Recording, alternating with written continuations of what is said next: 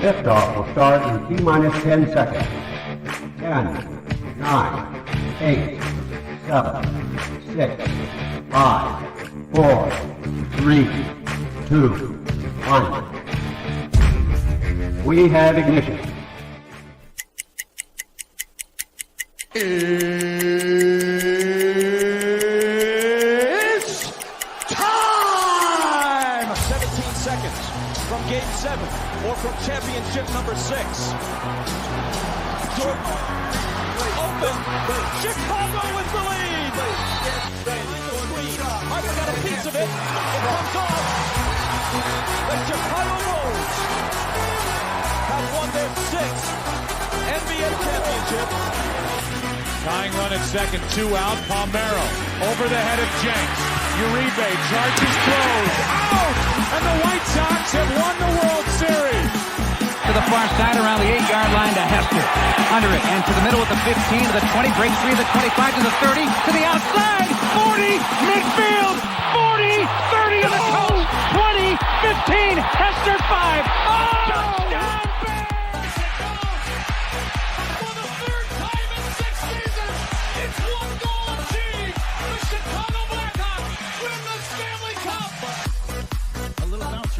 Toward Bryant. He will glove it toward Rizzo.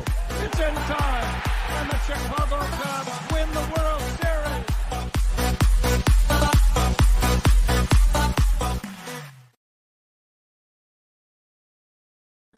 What up? What up? What up? Welcome to Shawn and Maya in the morning on this House Music Monday edition. I'm your boy, the SuperBack, Shawn Sierra. Thanks for tuning in. If you're watching us, well, then I guess you found us on Facebook. And if you're not following us on Facebook, what?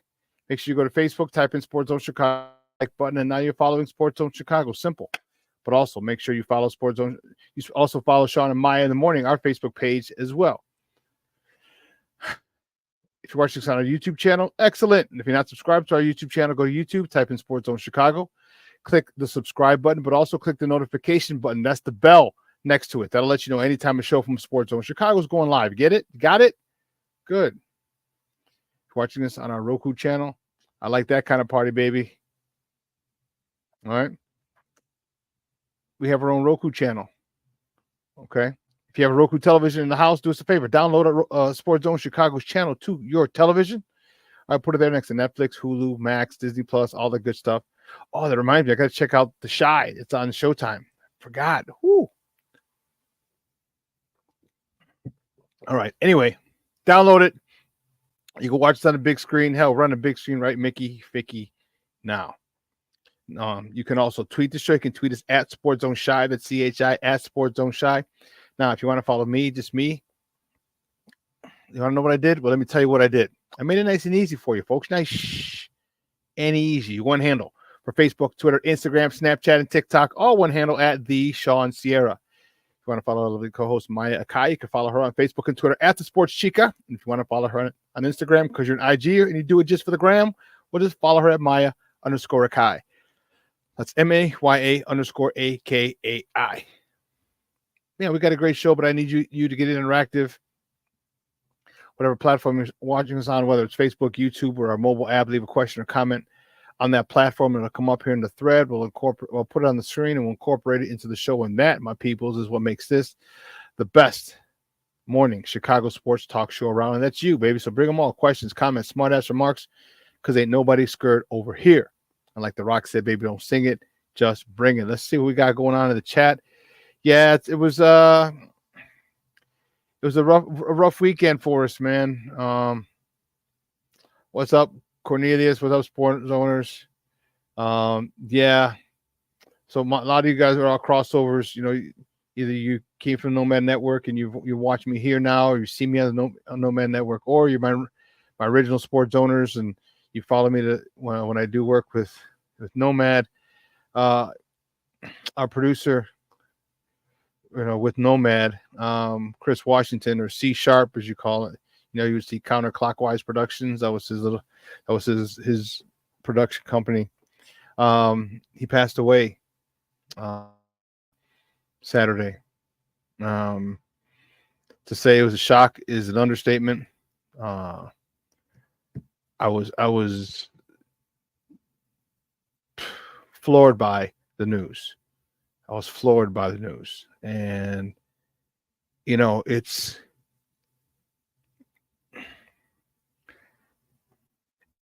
still hurts. You see, and my relationship with him wasn't as deep or as long as Nomad's was. I mean, him and Nomad had been rocking together for over a year, and putting the network together and doing all the things that Nomad wanted to do. But he and I, we had a relationship. We had talked about some other stuff and just a lot of other stuff. We're older, and so we just got life stuff to talk about. And my heart goes out to Nomad, because I know when he found out, yeah, that it shook him, and he's still shook, and understandably so.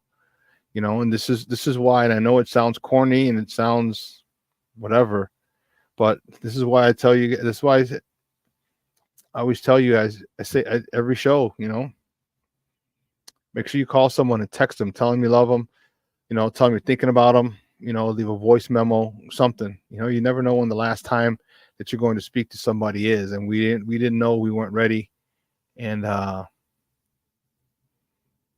yeah, we didn't know, and we had just done a show on Friday, Friday afternoon at 3, and then Nomad did another show with him later that evening.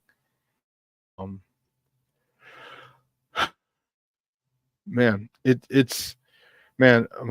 everyone here at Sports Zone Chicago sends their thoughts, their prayers, their condolences to the family of C Sharp, of Chris, because man, it like I said, it hurt. It's hurt, not hurt. It's hurting.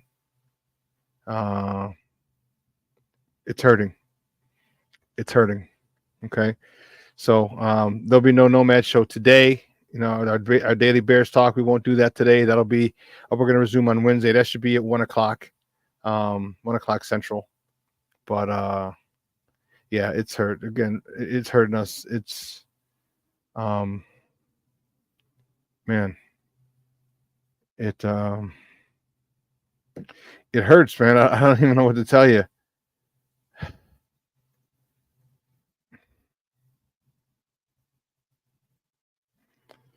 So but we got a show to do here, and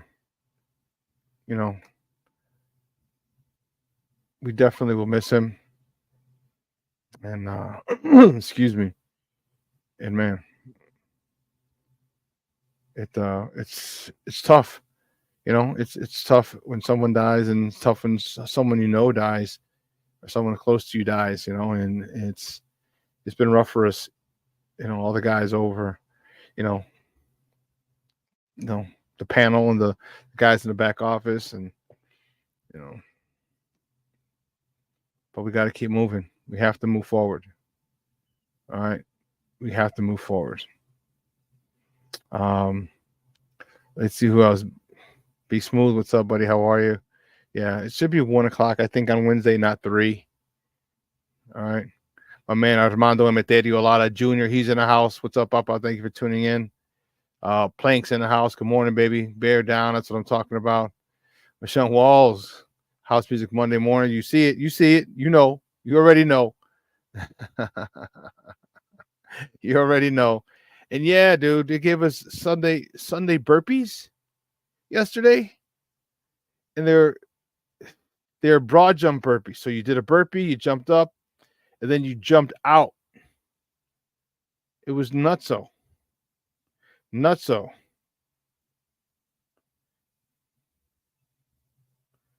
Oh, I don't know what that was. It was crazy, man. I was like, and the thing about it was we had 90 seconds.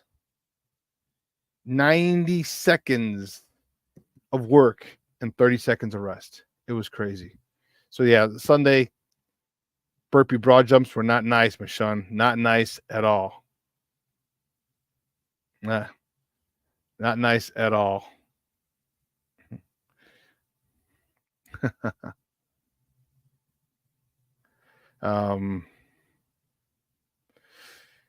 yeah, it was crazy, but it was a good way to start the week. It's a good way to start the week. I was sweating like a sweater yesterday.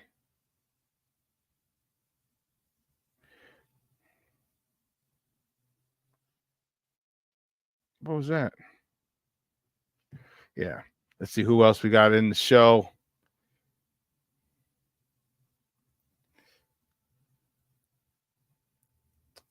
Plank, we mentioned Plank. I said hello to Plank. I'll say hello to Plank again. Plank. Man, Luis Mejia in the house. Good morning, Papa. Rise and grind. How you doing? King Book of World in the house. What's up, Papa? How you doing? That's what I'm talking about. Man.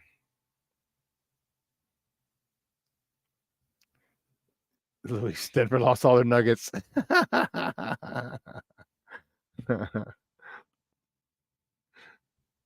Plank, what's up, Papa? I'm training a new hire today, so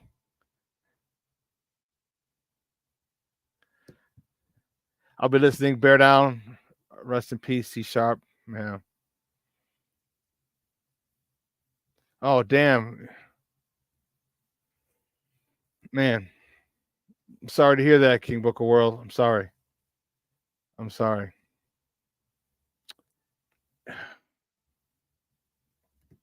I'm sorry. Yeah, we're gonna dedicate this show to C Sharp.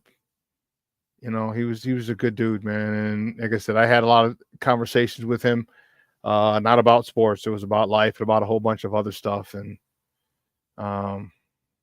yeah. James Ford, good morning, Papa. How are you? Thank you for tuning in. I appreciate it. Yeah, Zatzqua, what's up? Easy, what's up? Good morning, Papa. Thank you for tuning in. I appreciate it.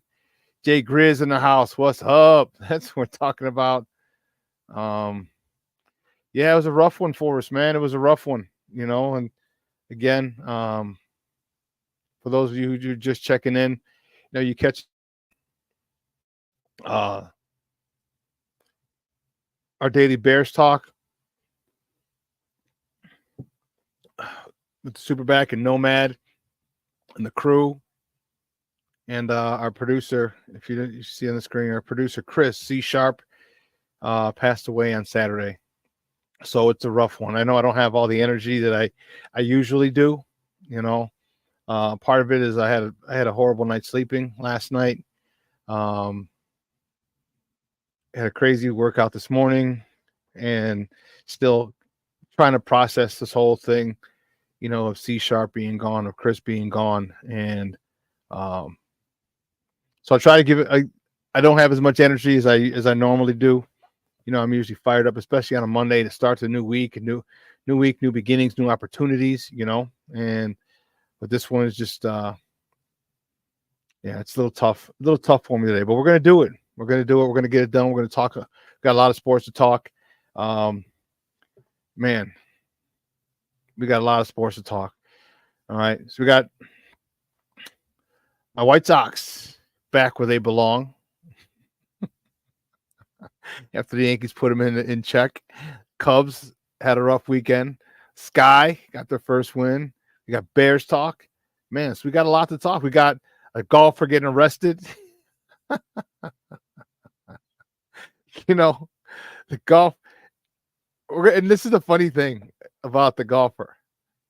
It was such a privileged thing to do. What happened? And he got busted. And they didn't give a damn who he was. We'll talk about that in a little bit. All right, but let me give you the line. At 10 o'clock, my man Ron Luce from the On Tap Sports Net's going to join us. And I think this is what we need. We need to talk sports. We need to have a good laugh because, you know, like if you're privy to the conversations we had pre-show and post-show on our daily Bears talk with Nomad and the crew, like Chris is a ball buster. He was hilarious. He's a funny freaking guy. And you know, I know he'd want us to keep laughing and keep moving and, you know, and keep the show rolling. So, you know, he's a funny dude. He's a funny dude. And you just think of the stories and you smile and you know, sometimes those stories stop you from crying. you know, because you're laughing. And man, we have so many crazy stories. Like I said, before the show or after, usually after the show, because we were together a lot longer, like an hour. Sometimes we stay on an hour after show in the green room, just talking and just talking, either busting on each other or just telling crazy stories. So yeah,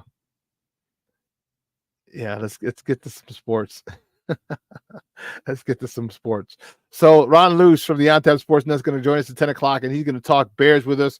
We're excited, man. I'm excited. He's excited. I want to see how the people over there at On Tap Sports Net, their thought process on it. And it's going to be I just can't wait. I can't wait, man. It is something else. The excitement is here. But you know what? The expectation is here. The excitement's here, but that happens every year, you know? And some people say, well, it's different this time. Okay, maybe. But the excitement is still here, like it is every year. All right, you mean to tell me the excitement wasn't here in 2019 when Mitch Trubisky's coming off his 2018 season? You know? Excitement wasn't here coming into last offseason once Justin Fields when they hope to expand his role and make him a better passer or give him more weapons to allow him to be a better passer. All right. So the excitement's here again. And some people say it's different. Some people are saying, well, you know what? It's the same thing. This is the third time in a row. Third time in the last, 5 years. So we'll see. But the excitement's here. All right. So we're going to talk to Ron Luce on the other side. I mean, at 10 o'clock. So make sure you tune in. All right. And again, I know I say it a lot, but make sure we're a lot of us, and the cool part about it is a lot of people in here in the chat are older. All right, we're not in our 20s. Some people are not in their 30s. All right, you're in your 40s and 50s, and some older than that. All right, and so this is why I tell you, most shows, like at the end, make someone smile. Send a text to a person that you care about. Send a voice memo because it's important. It's really, really important. And this weekend, King Booker World, as you just said, you lost someone else too. Just like, we lost our friend Chris. It's important, man. It's important. I know you talk sports and we love doing it, but outside of sports is real life. And then we got to make sure that we handle that. We handle that business as well. All right. But guys, you know how we do. You know what? We only got a couple minutes left. We only got a couple minutes before we got to go to break. So I don't want to start top of the morning and basically do one topic and then go to commercial break. So what I'll do is we're going to talk a little bit about the golfer, because to me that's the funniest thing. So technically it's the top of the morning topic. So here's what we'll do. We'll do it. We'll start with this one and then we'll finish up with the rest of them, the Sox, the Cubs, the Sky. You know how we do. The first segment is always top of the morning. It won't come just when you want it.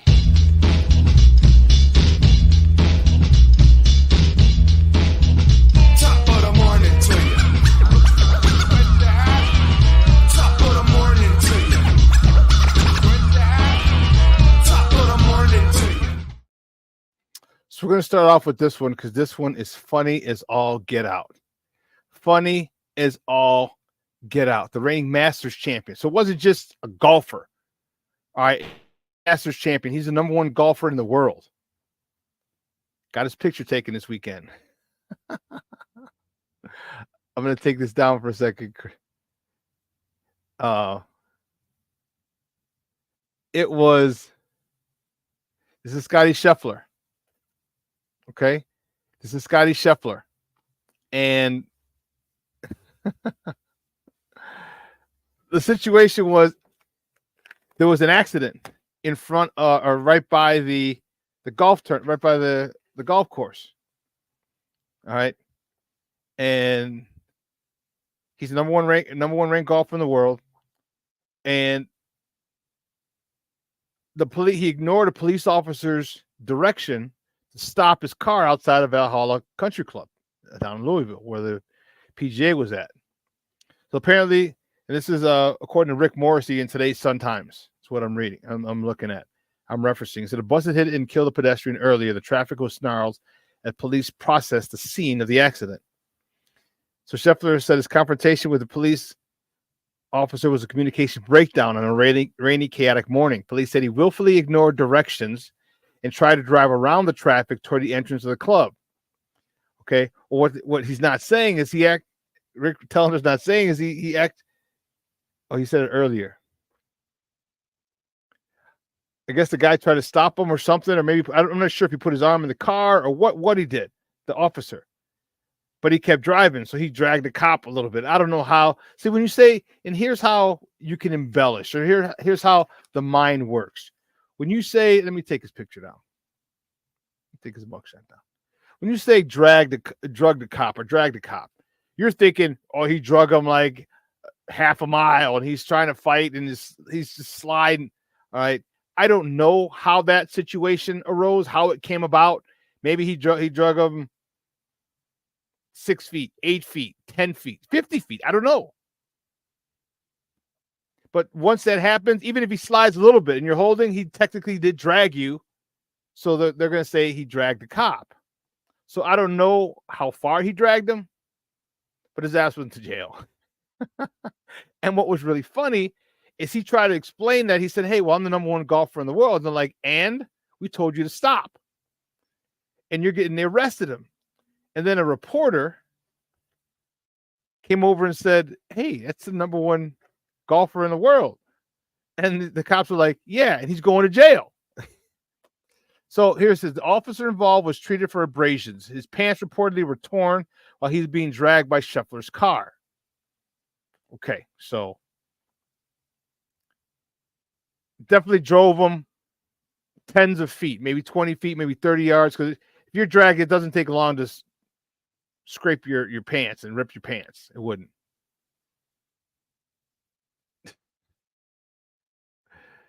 But so a reporter saw him and said, hey, that's Scotty Scheffler, the number one golfer in the world.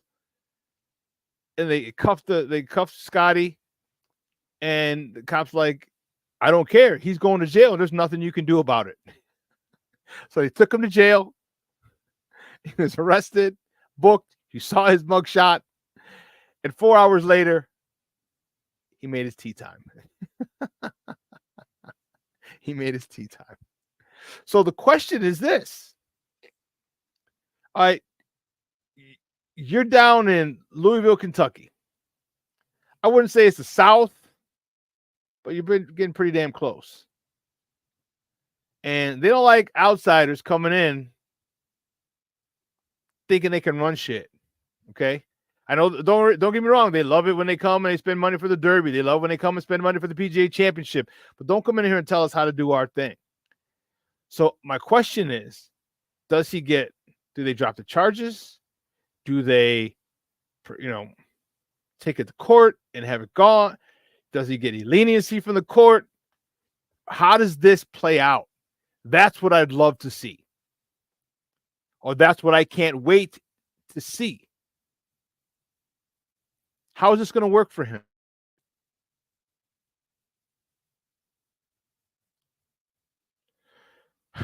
We can only wait and find out, because that's going to be something interesting. And I'm really interested, just because of so many different factors. Yes, Perlissimo, you know exactly. It's just, we know how that would. You're darn right. We know how that would. And that's why I said it's not the South, but it's pretty close.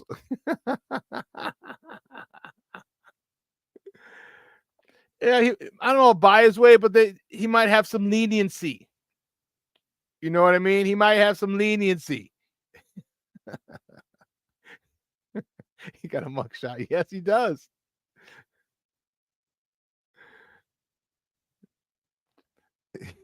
The cop who arrested him and caused the issue apparently didn't have his body cam turned on. Gee, there's a shocker.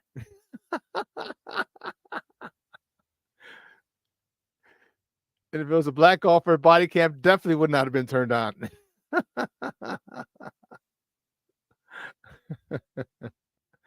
Oh man. We had to talk about that story because I just thought it was hilarious. I thought my man pulled the old, but I'm the number one golfer in the world. And they're like, I told you to stop.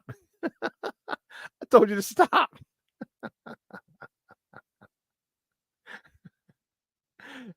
Junior, PGA is going to make donations to the Louisville Police Department. You know they will. For the hard men and women, here's his donation for our support of the hard men and women who support and protect this city, even though our members drag them by a crime scene.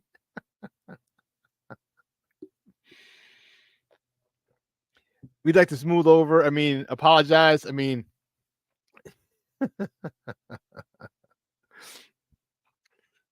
oh man, I would love. Where's the video? We got to go on Twitter or something. Someone had to have a video. There's too many people around. Everyone's got a camera. There's too many people for it not to get caught on video. We got to see that. We got to see that. I got to see the cop getting dragged. And so there's a video of him because I was having this conversation yesterday or 2 days with my guy Mark, and he was like, "Did you see the guy?" Like, the guy was shitting bricks. He's like, "Oh my god, what did I do?" He thought he was gonna get locked up and the key thrown away. Oh, so now you know how it feels. Now you know how it feels. Like, I didn't do anything.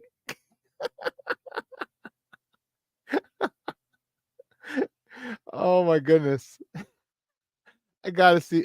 We have to catch. I gotta look for the film and catch it because that's hilarious.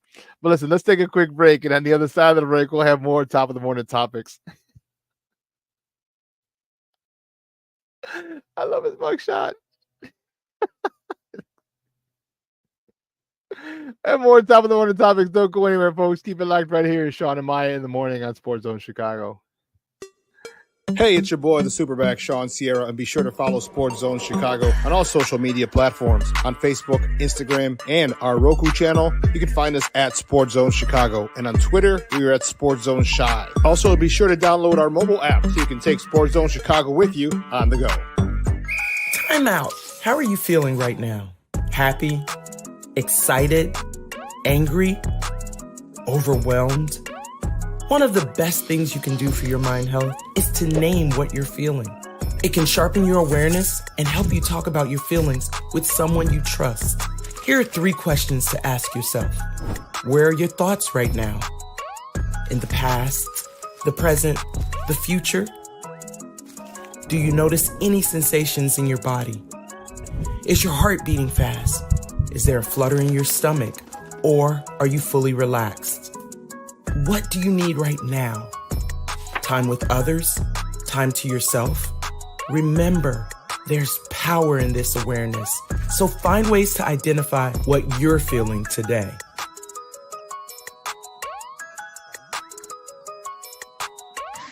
Hi, guys. Hey. Hi, Megan. Hey, Jessica. Megan, you're a tramp. Brian Fitch told me you guys made out. Everybody knows. He said your breath smells like garbage. And he almost puked. He says you're the most desperate girl he knows, besides your mom. How many boyfriends does she have anyway? Lots? Your makeup makes you look like a clown. That zit is huge, zit face.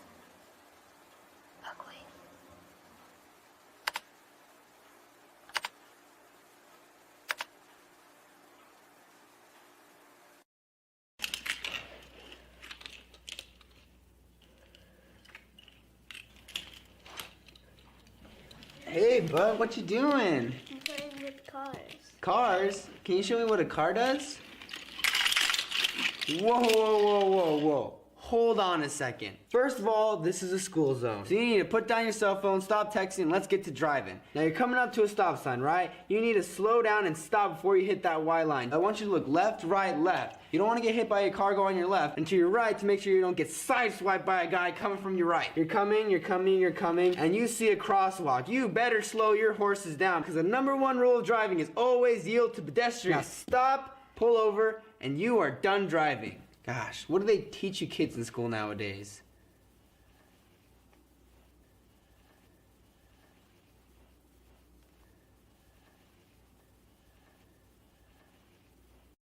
A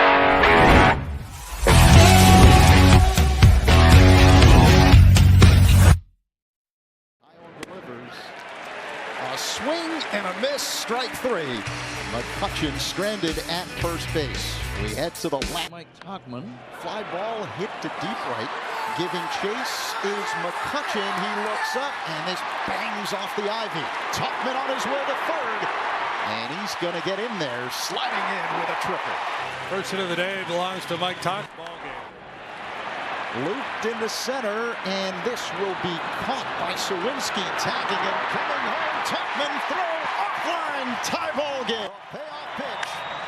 High fly ball hit to deep left center field. Going back, Joe's at the track, now coming in, makes the catch. Tagging and coming home is Suzuki. He scores, and the Cubs are within 1. Welcome back to Shawn and Maya in the morning on Sports Zone Chicago. Those clips courtesy of the Marquee Network.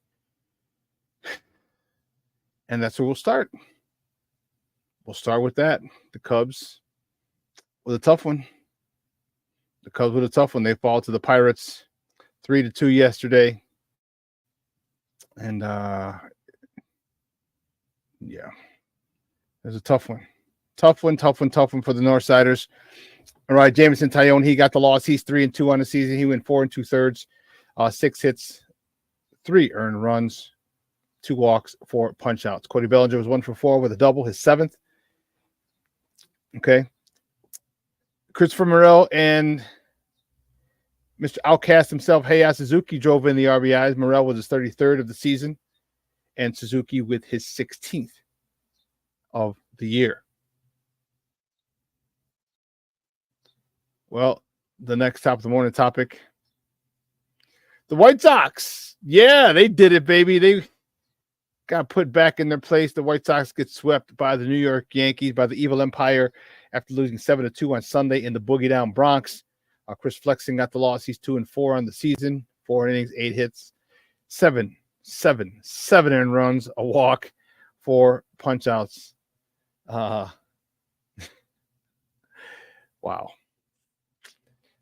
Jokes, excuse me. He was 2 for 3 with a homer, his first of the season, driving in his first RBI of the year.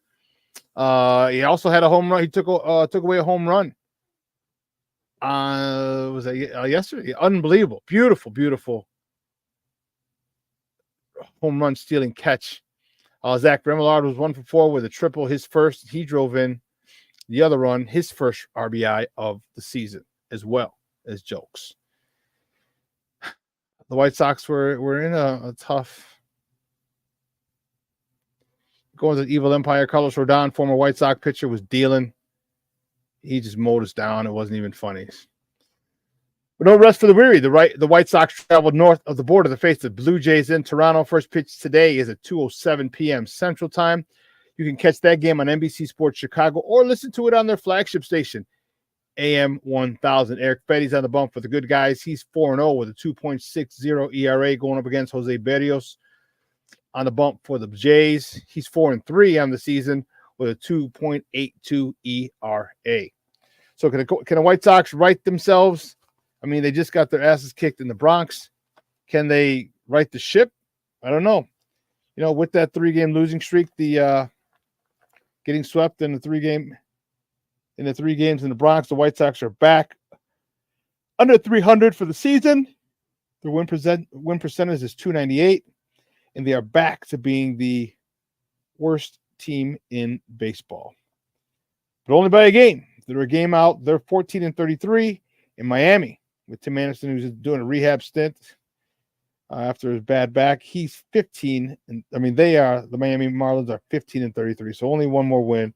But as of today, the White Sox still have the worst record in baseball. Wow. Wow, wow, wow.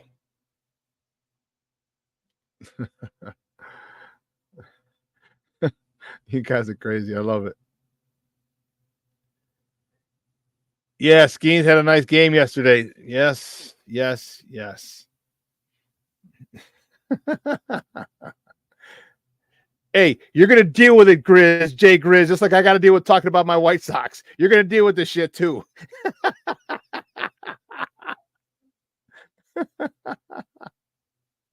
You're going to deal with it, damn it.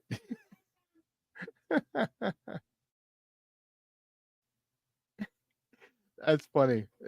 The next time I'm on a topic. Oh, the Sky over the weekend on Saturday. You know it, baby. The Sky with the get the win, get the dub in the Big D. See, the D is Detroit, the Big D is Dallas. So in the Big D, Dallas, Texas, among other things, but we're not going to go there. The Sky beat the Dallas Wings 83-74 to get their first win of the season. Diamond the Shields led the way with 16 points. Marina Mabry, 14 points. Dana Evans, 12 points. And our girl, Chi-Town Barbie, Angel Reese, 11 points. Man, it was so good to see. Man, to get that off their back, it was awesome. To get that off their back, because it's tough.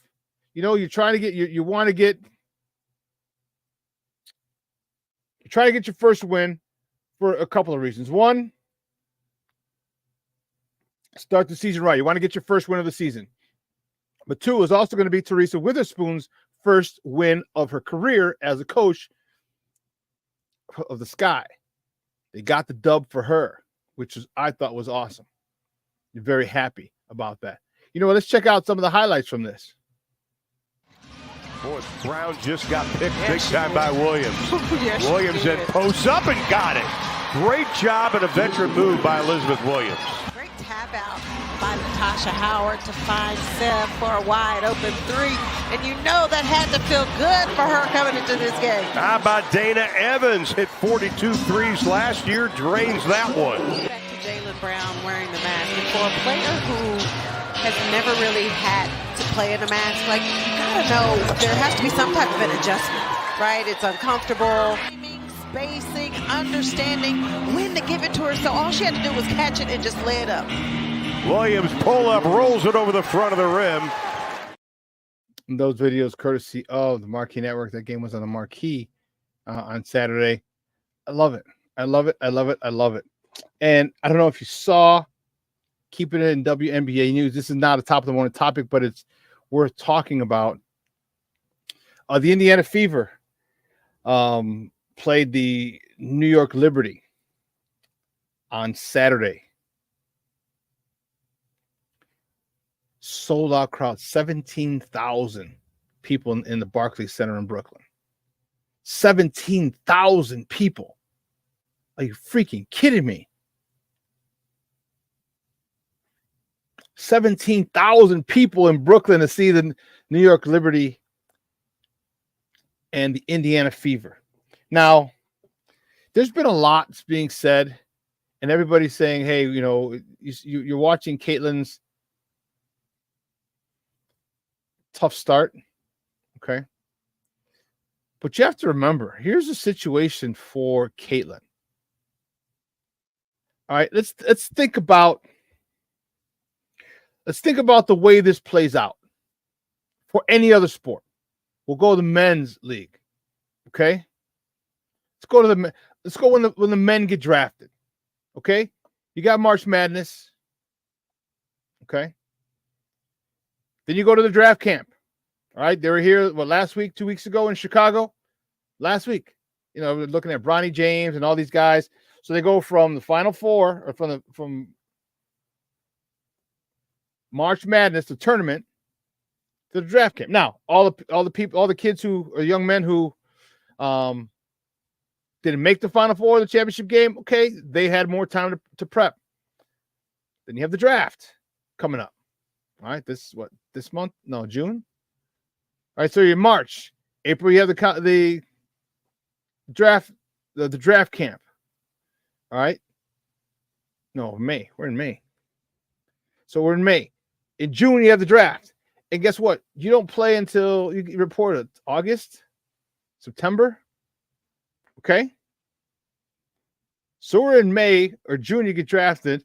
July and August. You have 2 months. You have 2 months from that particular point. Okay. You have 2 months and you can train. You can, try and find a new house or a new place to live in a new town. Get acclimated with your new situation. Let's look at the WNBA. Caitlin Clark, Angel Reese, Camila Cardozo.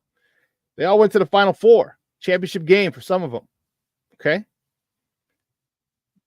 That happened in March, end of March, so beginning of April. 2 weeks later, they had the draft. 2 weeks later, they're in camp. 2 weeks later, they start the season. So within a month, they go from Final Four, NCAA championship game to preseason games. There's no training time allowed at all. At all. Can you imagine if that happened in the NFL? Think about it. You play a bowl game January 1st, leading up to January 1st, and then your season starts and you report to training camp February 15th. So I'm not worried about Caitlin Clark. Okay, give her one full off season. Give her a chance to get stronger. Give her a chance to get acclimated to the WNBA. It's okay. I'm good with it. It sucks because they show every move she makes is under a microscope. But that's what happens when you are the face of the league. And yes, she is the face of the league. And people may not like it. And some people have an issue because she's white. Man, get over that and get on board with Caitlin Clark. She's brought eyes to the WNBA. Understand her and some of the other rookie classes are the reason, especially her, but some of the other rookies are the reason that games have been moved to venues like the Barclays Center, selling out the Barclays Center, 17,000 plus for the New York Liberty.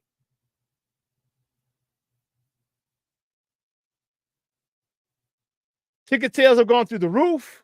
Indiana ticket sales, you can't get season tickets anymore. It's crazy. All the games, or I shouldn't say you can't get tickets to the game. Now they're on the secondary market at a premium. When they go on the road, whenever the Indiana Fever goes away, those tickets are sold out immediately. They sold out immediately after they drafted her. And did you buy your WNBA League Pass? I did. I watched one game on it so far, and that was the Sky's first one. I think it was still a preseason game. But it doesn't matter. Support these ladies.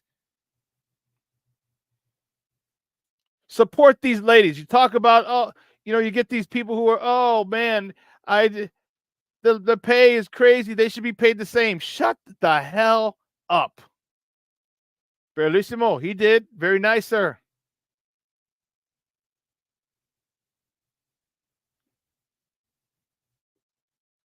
I love it. I love the fact that just give her time. I love the fact that Caitlin Clark is, and here's the thing. She's a baller. She's not complaining. You haven't heard one thing from Caitlin Clark. She's a baller. She knows. She knows. She knows she hasn't had time to no off season.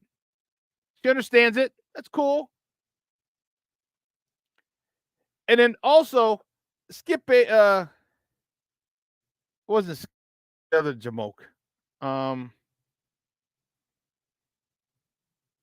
Colin Coward said something that I agree with. Now there's a shocker.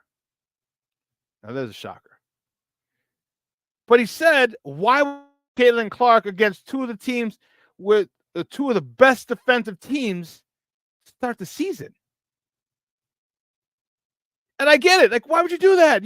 So you're shutting down. So some people are already jealous of her because of the hype she has coming in. And I get it. I understand. I understand why some people will be jealous. I get it. But don't do that to her. You do that to her, you're putting this young girl with no training camp, a whirlwind of a month, of 4 weeks, 4 to 6 weeks.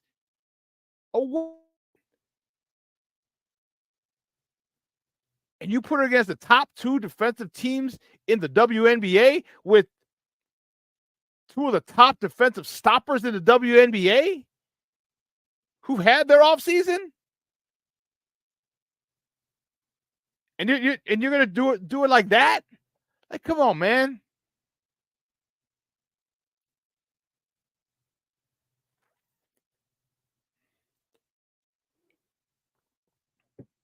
So if she had started off against a lesser team without a stud defensive stopper, and she drops 20, 25. See how it keeps going?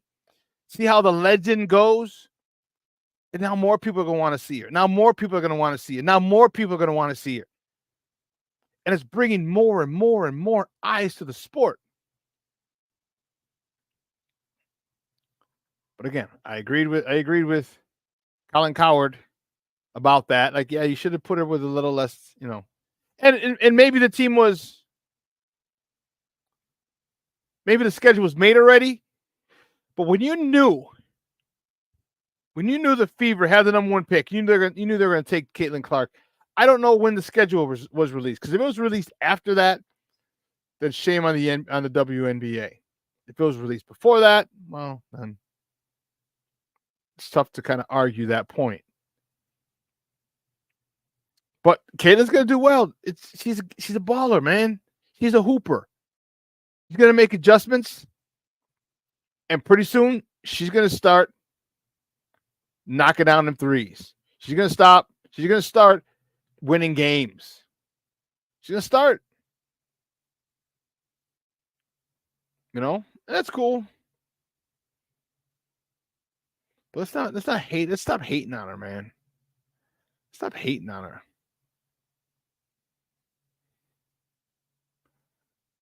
The next top of the morning topic, man, this is a good one. Eastern Conference Finals are set. Game 1, Indiana at Boston on Tuesday, 7 p.m. I'm not sure what channel that's on. I don't know if it's ABC or TNT. This is coming after a phenomenal.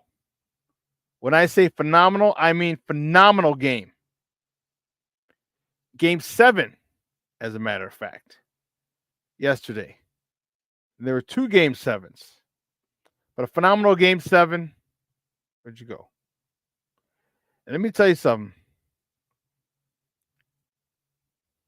Indiana was ready. Indiana was ready.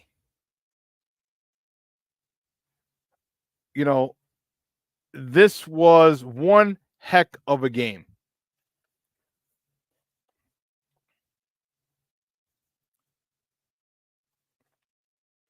The team that the Knicks were, and I loved it because I love New York fans. I love to talk shit to them. They love talking shit to us. It's fine. It's back and forth. It's cool. Tyrese Halliburton, he led the way with 26 points. All right. And unfortunately, Jalen Brunson, who's the star of the New York Knicks, broke his left hand late in the third quarter, and he was gone. That obviously affected the outcome. it wasn't as if they started losing when Jalen went out. All right, Indiana had a 20-point lead at one point in the first half, and the Knicks came back and they had it to like 5 or 6. And man, the Garden was rocking. It was crazy. So they had they had Marcus Camby there. They had Grandmama Larry Johnson there. They had a whole bunch of ex-Knicks there, except Charles Oakley. He's not allowed in the stadium. Oh, that's another story for another time. And the stars are out. John McEnroe was there. John Stewart was there. Spike Lee was there as usual. The guy from Law and Order SVU, he was there. So star-studded crowd at Madison Square Garden yesterday, and Indiana goes in there and beats them. So now they're moving on to face the number 1 seed Boston, the Boston Celtics. Wicked Pissa over there in the Garden. Wicked Pissa. And that game is Tuesday, 7 o'clock. And then the Western Conference Final. Last top of the morning topic. The Western Conference Final is set. Game 1, Minnesota at Dallas, Wednesday, 7:30 p.m. I'll get back to you on Wednesday as to what channel it's on. But this was a game. This is the second game of the night. Man, Karl Anthony Towns had 23 points, 12 rebounds. Jaden McDaniels had 23. Okay. And the way that the Minnesota Timberwolves went into Denver, 5,280 feet in the air. It's pretty dope jerseys. And beat the defending champions. And Anthony Edwards didn't have a great game. Did not have a great game. He finished with a decent amount, with a decent scoreline, but he didn't have a great game. This is where Cat comes in. Karl Anthony Towns, as I said, 23 points. McDaniels with 23 points. The team helped. Jamal Murray at 35. The Joker at 34, 19 for Denver, but it wasn't enough. So the Western Conference Finals are set. Minnesota at Dallas starting Wednesday. And I love it. They alternate. So you get one good basketball game a night. Eastern Conference, Western Conference, Eastern Conference, Western Conference. They alternate. I love it. Whew. Man, that was dope. Watching that game last night, and when Denver tried to make a run, Ant-Man was on fire. And he may even be the face of the league at this particular point. He may be the face of the league. Well, listen. It's stupid. Timberwolves bit off the Nuggets. They bit off Denver's Nuggets. That's dope, Luis. Yeah, Ant-Man. You know what's so funny is I just started, because I don't follow the NBA much. And everyone had talked about Ant-Man last year, probably the last couple of years. And I'm like, oh, okay, Ant-Man, whatever, Ant-Man. I started watching them this season. I'm like, oh, snap, Ant-Man. Anthony Edwards is the real deal. But anyway, listen, we're going to take a quick break. On the other side of the break, we're going to switch gears a little, talk Bears football with my man Ron Luce from the On Tap Sportsnet. Because the Bears' number 1 overall draft pick was out in Cali over the weekend. Throwing a ball around, decked out in his Bears uniform, doing some promo stuff. A whole bunch of rookies were out there. So we're going to talk to him, get his thoughts on the new era for Chicago Bears football. So don't go anywhere, folks. My man Ron Luce is up next. Keep it locked right here. Shawn and Maya in the morning on Sports Zone Chicago. Hey, it's your boy, the Superback, Shawn Sierra, and be sure to follow Sports Zone Chicago on all social media platforms, on Facebook, Instagram, and our Roku channel. You can find us at Sports Zone Chicago, and on Twitter, we are at Sports Zone Shy. Also, be sure to download our mobile app so you can take Sports Zone Chicago with you on the go.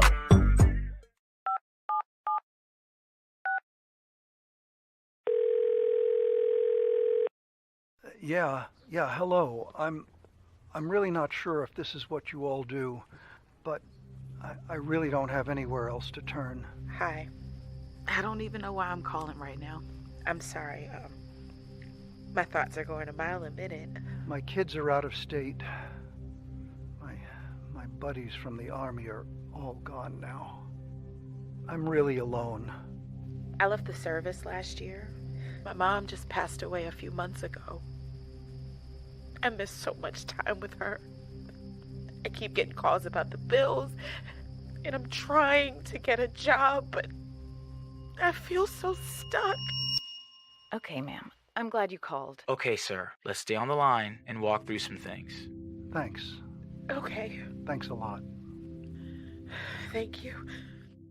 We are looking for a few heroes, mentors, trailblazers, innovators, a passion to change lives, spark curiosity, open hearts, and awaken minds, help students answer the question, who am I? This could be your calling, but this is no job. It's the journey of a lifetime. Be a hero. Be a teacher. Every day we take steps to keep the people we love safe, but some health risks are easy to miss.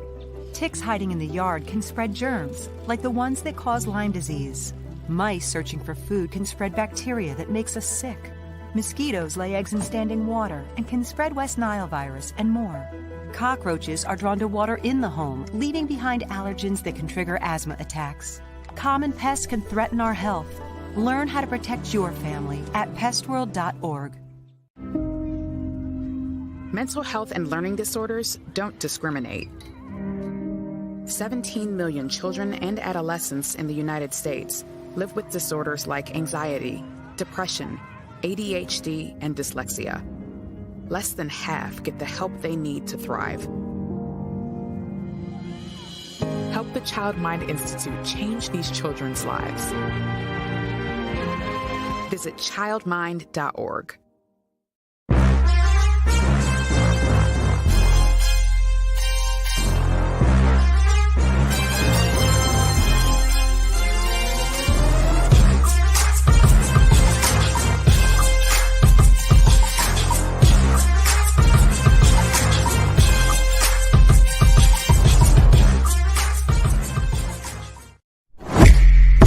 Homers, reach base 5 times. Rolls over, ground ball to Vaughn, flip to Flexen, and that'll be an out as Anthony Volpe advances to third. Yankees on the board here in the first. What a pitch from Flexen, freezing him with a changeup, and there's 2 down. Little wrinkle, righty on right changeup. Alex Verdugo with 2 outs. Shallow left field, charging his Jolks, and he will get there to make the catch and end this first inning. On Friday, Jolks with a jolt out to left. Hello! Get the party started in the second. Corey Jolks, his first home run of the season. It comes here in the Bronx as the White Sox take a 1-0 lead. First home run as a White Sox. I mean, he absolutely pummeled this ball, and no doubter to left field. Fastball, inner third, and he just takes it and says, I'll see you later. Yeah, that's one of the only highlights in that clip, courtesy of NBC Sports Chicago. Yeah, it was one of the only highlights for the White Sox. They got put back in their place quickly. Quickly. You blink, like, whoa. The Yankees were like, boop. Sit your ass down. Boop. A 3-game win streak, that's cute. Sit down. Take these whoopings. Oh, man. Well, my first guest, I'm excited to talk to him. You've seen him on here before. He's been rocking with us for years. And I love bringing him on. Whether we talk Cubs, whether we talk Blackhawks, or whether we talk Bears, he is multi-dimensional. He can talk it all. And I like it. I like it a lot. He's from the On Tap Sports Net. You can find him on Twitter at Luce. That's Luce. Luce on Tap. Guys, let's welcome back to Shawn and Maya, Ron Luce. Ron, what's up, Papa? Good morning. Good morning, Shawn. How are you? I'm good, man. I'm good. A little tired. A rough weekend, but I'll make it. So, Yeah, little day drinking yesterday. A good friend of ours, so the producer in the other show that I do, he passed away on Saturday, and man, I found out Saturday night. I was like, what? Yeah, it was. It hit me like a sledgehammer, man. And I did some day drinking yesterday, and tough CrossFit workout this morning, and I was like, so after the show, man, after I got to go pick up my mom, the warden, I got to go pick her up from CrossFit when I'm done at this show. I think your boy's taking a nap. It's been a long weekend, dude. I respect that. Well, my condolences. It's always hard to lose a friend. So, Thank you. But it sounds like it was a good day, at least on Sunday, in terms of celebrating the memories and celebrating the life. So that's what Yeah, it was. It was. It really, really was. So yeah. So you and I we've talked Cubs, we've talked Hawks. Now we get to talk Bears. Oh yeah. All right. Give me your thoughts. So Caleb is obviously Caleb was drafted. He's QB1. His boy Roma Dunze was drafted. He's wide receiver 3, wide receiver 1C. You want to go? Some people say that. I like that. How are you feeling about this overall draft class? We haven't talked about the draft. How do you feel? We don't even. This is a draft. We'll talk about those first 2 picks and then maybe Booker and Kieran later. But how do you feel about those first 2 picks? And what would you give that grade for the draft? Yeah, well, first off, big shout out to the comment section. I see hello, everybody's saying hello, so I want to make sure I say hello back. But no, I love the top 2 picks. I think the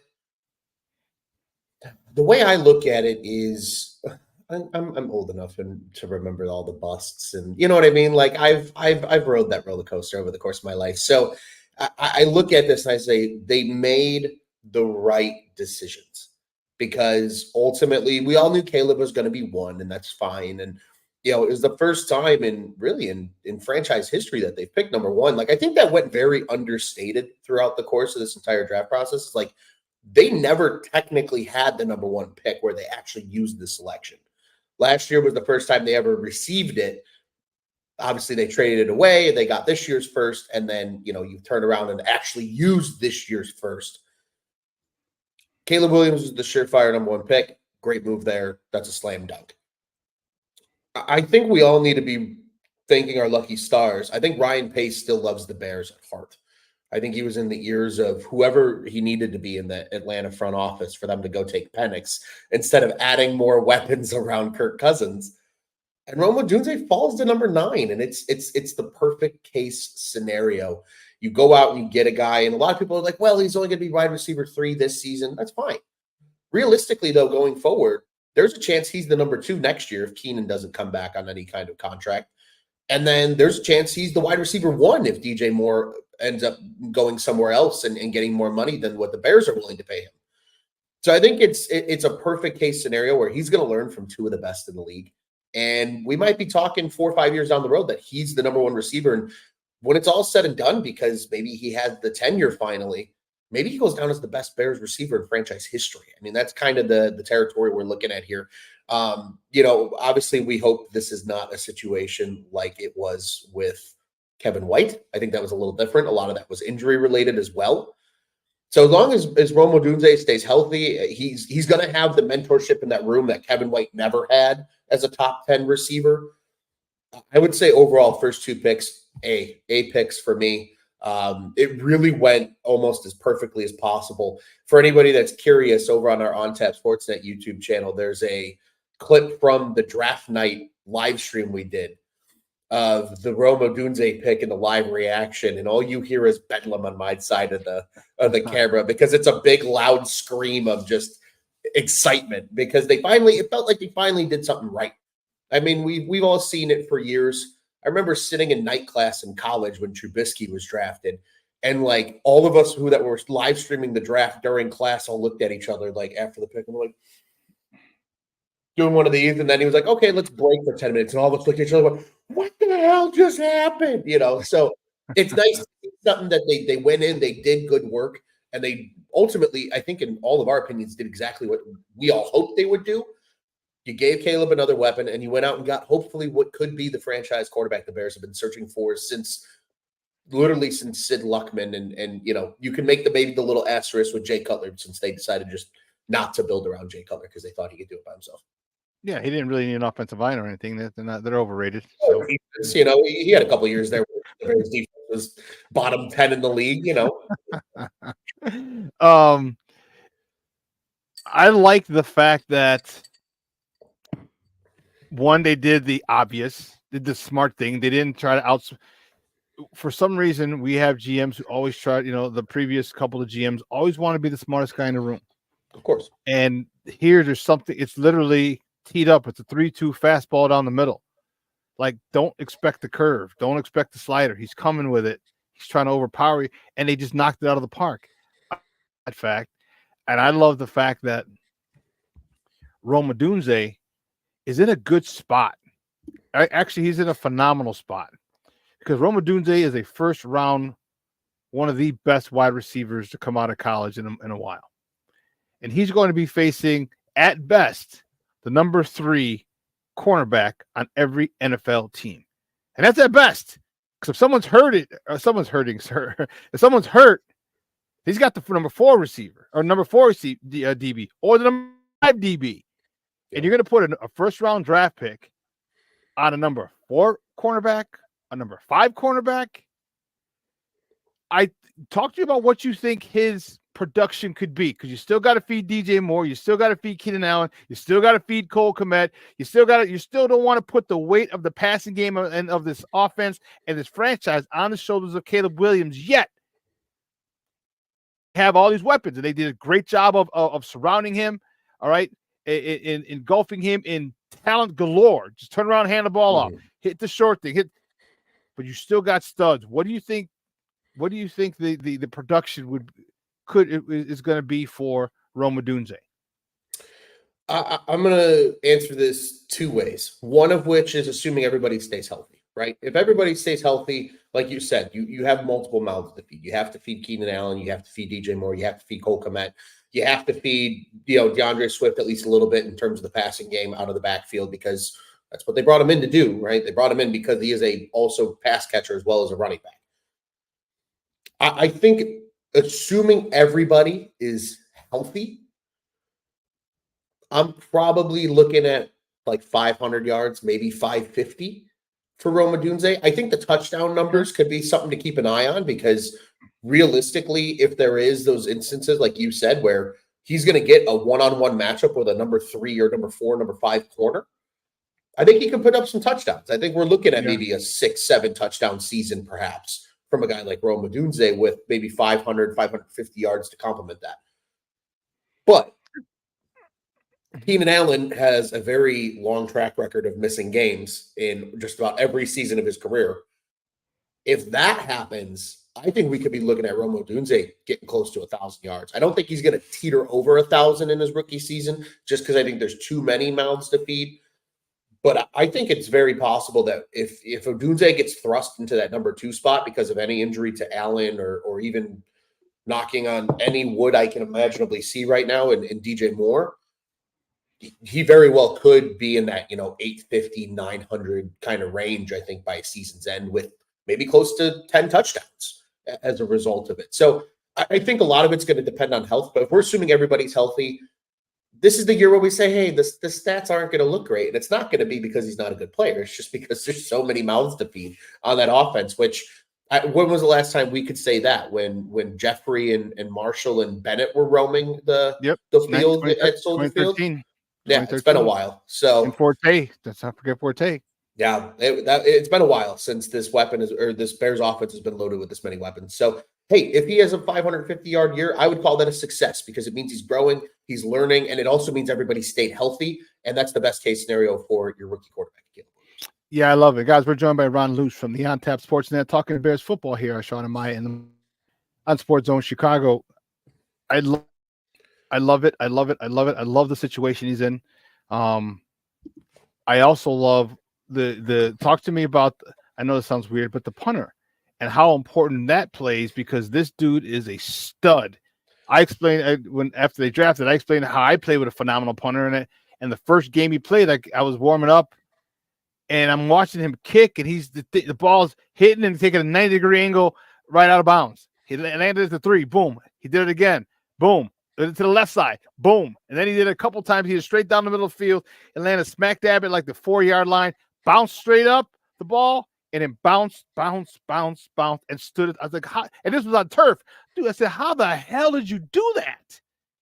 And he was a phenomenal weapon for us. Talk to you about what a weapon that can be and how that can help Caleb as well. I was going to say, Shawn, I feel like people that have played football, even in high school and college, like if you've played some kind of football, like it's a lot easier to understand the value of a punter and what they can do for a team. In the case of the Bears, Taylor is a weapon because, like you said, he at Iowa was their offense effectively. Their offense was set our defense up in good field position to perhaps get a score and help us get on the board that way because they did not have an offensive unit last season. So in the case of the Bears, for those that are curious, you go, well, how does a punter really help this team? Well, unfortunately, I know Caleb texted him and said, you ain't going to be punting much. I hope that's the case. But let's be real, there's going to be games where they have to punt a lot. You have a top 6 statistical defense on the other side of that football. That if they're going to be backing teams up inside the 10 and 15 consistently as starting field position, eventually the defense is going to get something to happen because teams are going to have to force throws downfield. They're going to have to force into windows that they don't want to force into. And that's how you start to see this defense perform like they did in the second half last year once Sweat was acquired. Jalen Johnson taking picks to the house, Tyreek Stevenson getting involved, Kyler Gordon coming out of the slot. Kevin Byard is a ball hawk of a safety that I think a lot of people just don't realize how much of a ball hawk he still is, even at 30, 31 years old. They are going to have such an advantage in terms of starting field position. And that alone helps your defense because your defense then can bend a little bit and not give up points every single drive because the other team's not starting at the 40 or the 45 or even the 35 every single time. That is going to flip the field routinely for this Bears defense. And then when the defense stands tall and the other team has to punt, you're giving your rookie quarterback a short field to work with going the other way. 40, 45-yard line starting field position. Bingo. And that is money for a young quarterback who doesn't need to drive 85, 90 yards routinely down the field on every single possession. So it really is such a game of flipping the field and field position. And Taylor did it consistently in college, and that Iowa team was respectable because of what he was able to do. You apply that to a Bears team that largely is considered by some a favorite in the NFC North. Mm-hmm. That's gonna be dangerous, and it's gonna be fun. It's gonna get to the point where there's gonna be T-shirts start getting made about the crocodile punter. With Steve Irwin's cartoon face on it and Taylor right next to him, and they're both wrestling a gator inside the 10-yard line or something. It's gonna happen because everybody's gonna fall in love with the guy because Chicagoans, we love our black and blue football, right? We like our defenses, good special teams. Look at all the kickers and punt returners that are heralded in this city. Tory Taylor is going to become beloved by this fan base this year, and I think once people start seeing him in game action, that appreciation is going to amplify in terms of how much value he's going to bring to the team, and I think in turn how much love is going to be had by the fan base.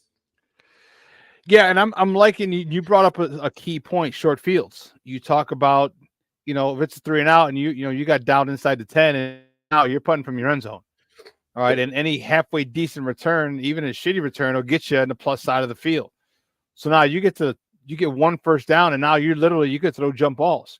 You could throw jump balls to guys who could like to go get jump balls. Mm-hmm. Keenan Allen is only 6'5". All right, Roma Dunze only did it in college. DJ Moore is only being 6'1". He's shown he likes to go up and get it. Cole Kmet, he's only 6'5". So you got a squad of guys who from the 25 or 30-yard line in, you could just throw it up and have him go get it. And all that started because your punter punted him deep. Your defense 3 and outed him. You had a short field. You had one first down, and boom. All of a sudden, it's 7-0. Or I shouldn't say there's 7 points on the board for the Bears. And I see that happening often, Ron. I said 10 to 15 times will we punt and kick and pin a team inside the 10-yard line. minimum 10 to 15. I said 15 to 20 throughout the whole season. There'll be 20 times where he punts the ball and we have it inside the 10. And that is going to be amazing for this defense, amazing for this offense, amazing for this team. And just wait until, we're all sitting here talking about short fields for Caleb Williams. Just wait until that forces the team to throw one to Jalen Johnson on the other side and he takes it to the house. I mean, that's going to happen too routinely because, again, you put pressure on a team when they're backed up deep in their own territory, and that's when mistakes happen. And you mentioned I wanted to talk to me how important it is that Caleb has already been introduced to the offense. All right. His quarterback coach was good friends with Shane Waldron. He talked about they've already got a lot of the terminology down, the cadence down, all these things. How is that going to help Caleb Williams when the veterans come in? Talk about how important it is that he's got a head start. And the Bears truly have a head start because they started already. They're going to start earlier because they're in the Hall of Fame game, so they get to practice earlier. Yep. Talk to me on how that helps Caleb Williams and this team. It's astronomical. I mean, it's just like anything else you do in life. The more you do something, the more reps you get, the better you're going to get at it. And it's the exact same way with being a field general, right? It's different for a quarterback than it is for every other position on the field because every other position on the field, a receiver might just need to know what the receivers are all doing on each play and knowing who's running what routes on what calls. For an offensive line, it's understanding how we block protections, how we block in the run game. If it's zone blocking, if it's slide left, slide right protection, no matter what it ends up being. That's all a little more simple. And running back, maybe one of the easier positions as a rookie to learn because it's either I'm getting the ball, I'm going out on some kind of pass pattern, or I'm sitting in and hopefully upending a linebacker that's coming on a blitz. As a quarterback, you need to know all of that and be able to call it, with composure in the huddle and get out there and take care of business. It's more reps. And honestly, again, just like anything, if you're studying for a test, if you're, trying to get better in your golf game like I am, the more reps you can get, the better. If I could sit out there on the driving range 5 days a week and hit my 5-iron, 500 times, it's probably going to become one of my best clubs. Same thing goes for what Caleb Williams is doing here with the playbook. The more he gets to learn it, and that might give him some opportunity, maybe not early in the season, but more later in the season. There probably will be opportunities if he is truly comfortable with the playbook where Shane Waldron and this offensive staff say, hey, if you see something, go ahead and check out of it. If you don't like what the play call is, make a small check. If you see them coming and bringing pressure, go ahead and throw that quick slant to the outside to one of your big receivers. Or, hey, if you see them flailing deep and they're dropping 8 and it's 3rd and 4, go ahead and hit the draw play to Swift and just see what we can get on 3rd and 4 or 3rd and 3. Once he gets that comfortability, that's all going to become a part of the playbook. And you don't get that comfortability if you just walk in on day one of the veterans and start learning the playbook. And I bet you they gave him the playbook at the friggin' combine and started saying, hey, get a little familiar with these, just in case we take Not saying we're going to take you, but we're going to, we might legally say that. We might trick you. So, I mean, he's had a plethora of time to get into this playbook and study. And again, you saw what he did at USC. That's also having an understanding of the playbook and how the offense is run in order to make those plays that he was making. So, again, it's just like anything else in life. The more reps you have at it, the better you're going to get. And in Caleb Williams' case, the NFL did the Bears an absolute service by saying, we're going to play you in the Hall of Fame game. And even the Bears offensive staff is probably like, more reps. That's great. We like those. So I love it for him, and I love it for the Bears offense because it just means more possibilities throughout the season. It's not going to be a simple playbook day one. They're probably going to open up, 75, 80% of the playbook, in game number 1 at Soldier Field against the Titans when September rolls around.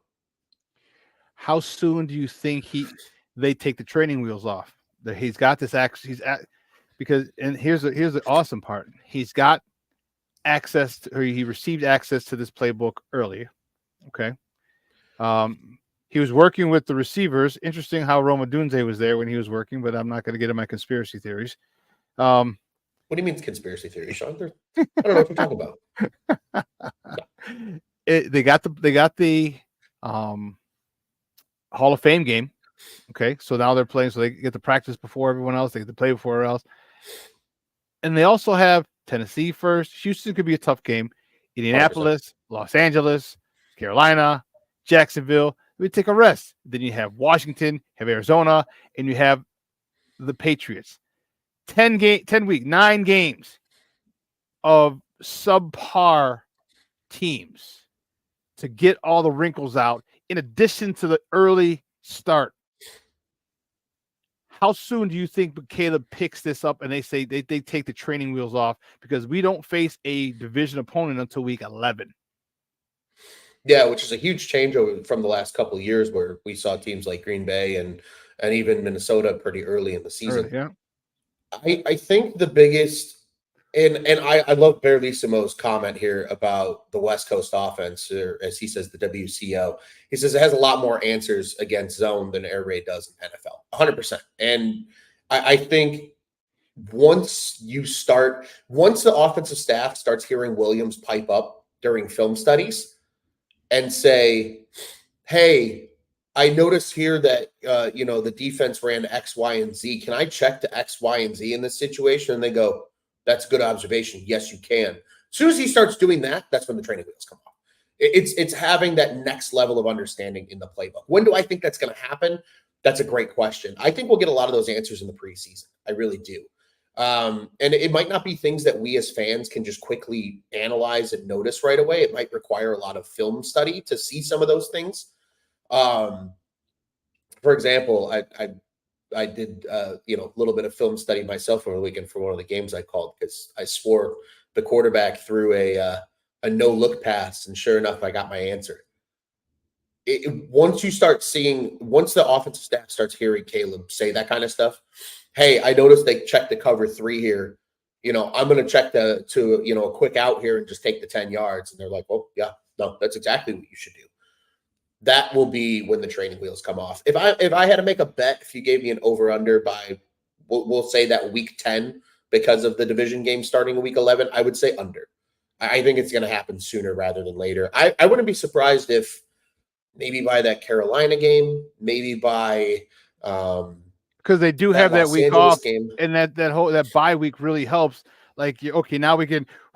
Any questions you have to this point? Well, yeah, I'm confused with this. Okay, good. Boom, boom, boom, boom, boom. We can work it out. We don't have a game this week. We have all this stuff. I think you're right, Ron. I said week 10. I said after week 10, so I said probably by week 10. I think they're ready, and they'll be ready to roll into the division.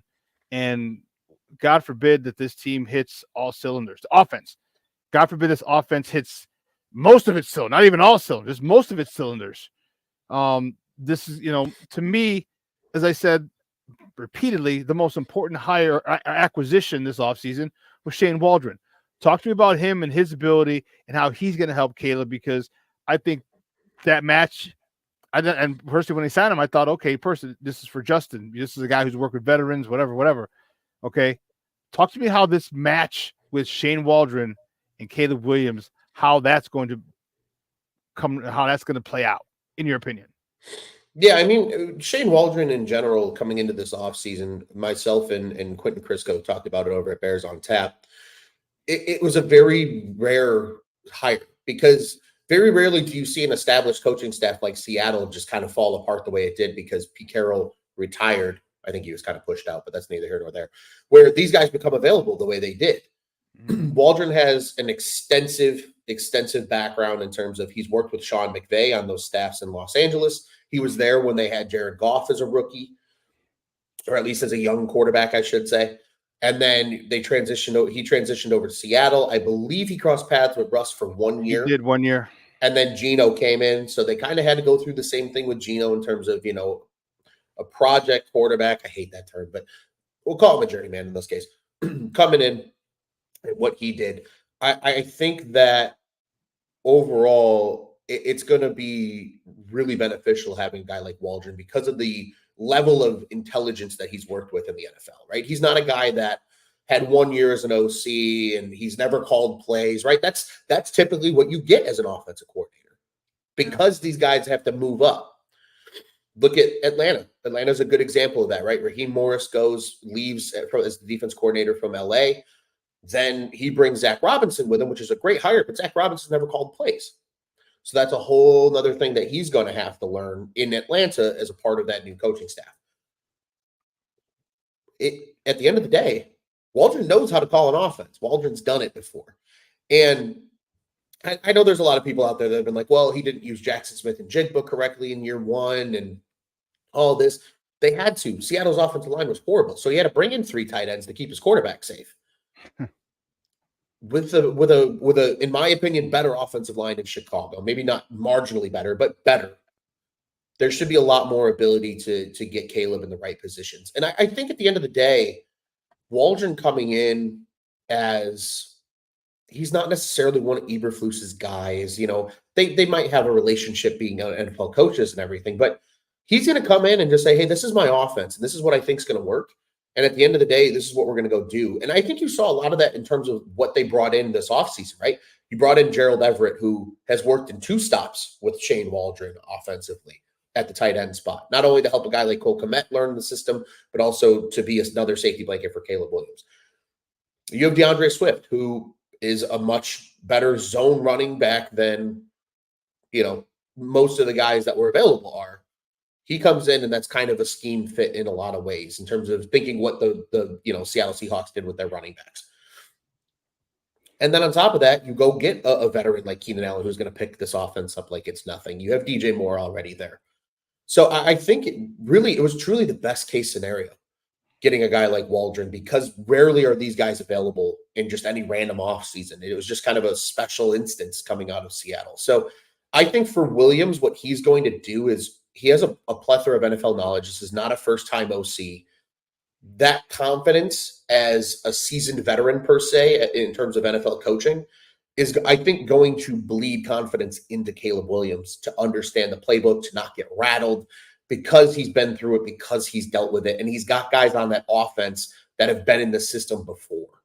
So I think ultimately, at the end of the day, that's what it's going to be for them is, he's a veteran head coach. It's not a first-time play caller. He knows how to call a game. He knows how to scheme an opponent.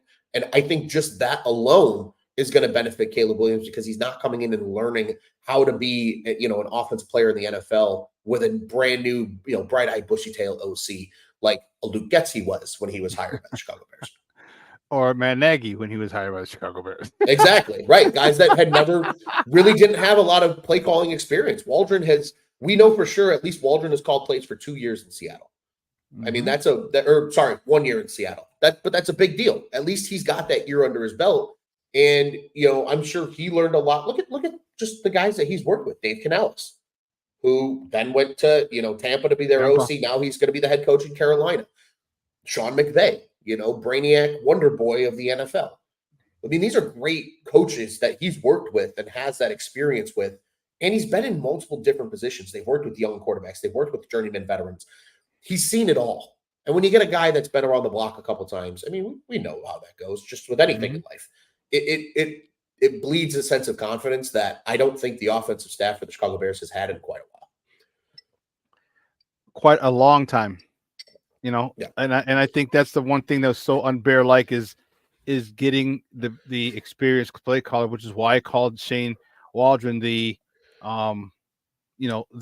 most important acquisition this offseason. Let's go to the defense on the other side of the ball. All right, Coach Eberflus, smooth as anything, but he's part of the Beard Gang now. It looks like 007 at the Bears Gala. I was kind of impressed. I'm like, damn, that's a different human being now. Yeah, he's like Flus, Eberflus. I'm like, okay, I see you. And defensive specialist. Yeah. And I liked it. And so talk to me about his. So now he's got his defense is almost, I say his defense is playoff ready. I don't know if it's Super Bowl. I don't think it's Super Bowl ready. But talk to me about this defense and how dominant you're going to be because of the addition of Eric Washington. Yeah, I'm intrigued to see what Washington brings to the defense, because we already know that Eberflus is going to call this defense again. And this defense was increasingly better once he was calling the defense. And I don't think that's a bad thing. We see all these coaches in the NFL call offenses, and we think it's just second nature. And then somebody goes and says, oh, well, our head coach is going to call the defense. Everybody's like, well, that's not going to work in the NFL. Why the hell not? It's the same thing. It's just a different side of the ball. at the end of the day, I really like where, Eric Washington as just an experienced hire, I think is huge, right? Alan Williams didn't have the same pedigree in the NFL as a guy like Washington does. And Washington's worked in quite a few different places. He's worked in Buffalo with a defense that saw a lot of turnover over the last handful of years just because of the salary cap. And now this year, especially, I mean, they look like a completely different unit on that side of the ball. I really like just the addition from an experience standpoint. I think you're going to get different looks. Eberflus is going to not necessarily have to be the only guy that's, putting together a defensive game plan now. He's going to have Washington there to help do that with him. And sometimes just two minds is greater than one on a certain side of the ball. And I think that's going to be great for this defense because you look at what they have already. I think Gervon Dexter, I saw somebody in the chat said 7+ sacks for Gervon Dexter this year. And maybe it's right about 7, but that's an incredible year if Gervon Dexter's putting up those kind of numbers. Obviously, we know what Montez Sweat can be and how he changed that defense single-handedly, once he was traded for at the deadline. We're gonna see hopefully some growth then because, like Berlissimo says here, Bill's defensive lineman. It's development of that D line. There's a lot of young defensive linemen on this Bears team, right? Pickens is entering that second year. Gervon Dexter's entering that second year. Austin Booker's entering his first year. And I really like Austin Booker, by the way, for anybody. And he's that was the next topic. We'll talk about him. Go ahead. Yeah. Okay. But so, you have that young D line that's going to be coached up by a guy like Washington. And then you have everything else in place. I would make the argument. I know we all love Eddie Jackson. This is not a shot at Eddie Jackson, but Eddie Jackson lost a step after that injury that he suffered in 2022. He just didn't look like the same player anymore as a ball hawking safety. Bayard's going to be that ball hawking safety again. And then you run it back with guys like Jaquan Brisker and your 3 big corners. And I mean, you can make argument for big corners. I think Terrell Smith played really well as a 5th-round pick in year 1 in the NFL. They have tons of DB depth. They have tons of linebacking depth. As long as freaking Edmonds can stay healthy, Jay Grizz said Edmonds is the key. I think Edmonds staying healthy is a huge aspect of that. But, Edwards was arguably one of the most underrated linebackers in football a year ago. Yep. That defense was humming in that second half of the season. And I think we can expect a lot of that and even maybe more because of the addition of Eric Washington. It's going to be really, really exciting to watch this defense play this year. And I think this is a defense that we saw was a top 6 unit in just about every statistical category a year ago. I think they could be even better this year and be maybe closer to that top 3 than top 6 in most categories in the NFL this year. I agree. Guys, we're joined by Ron Luce from the On Tap Sports Net talking Bears football here on Shawn and Maya in the morning on Sports Zone Chicago. What do you think they do in free agency? Or you think they go into the pool one more time and get an edge? There's still some names out there. Or do you think they're going to platoon with Booker, who we like, we're going to talk about in a second, or the I can't think of DeMarcus Walker.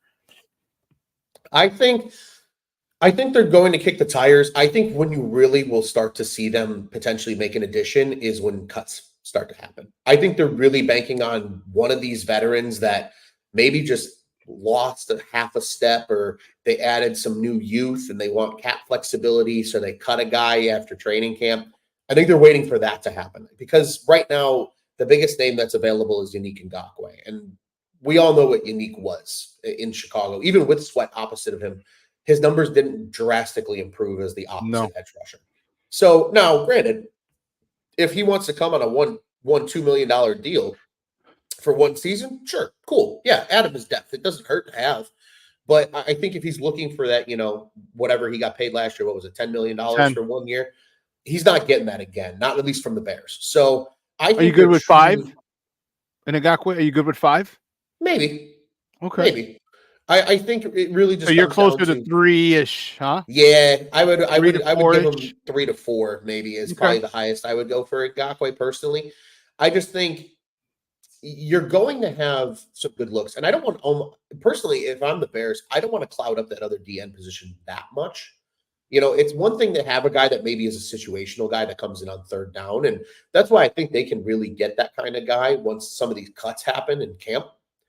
Because Walker's a great run down defensive end. Like that's what he was brought in to do, and he Yep. did it very well a season Sets ago. the edge perfectly. Yep. Exactly. And that allows your Billings and those guys to eat up inside blockers, so that way your linebackers are free and they can make those plays that they need to make.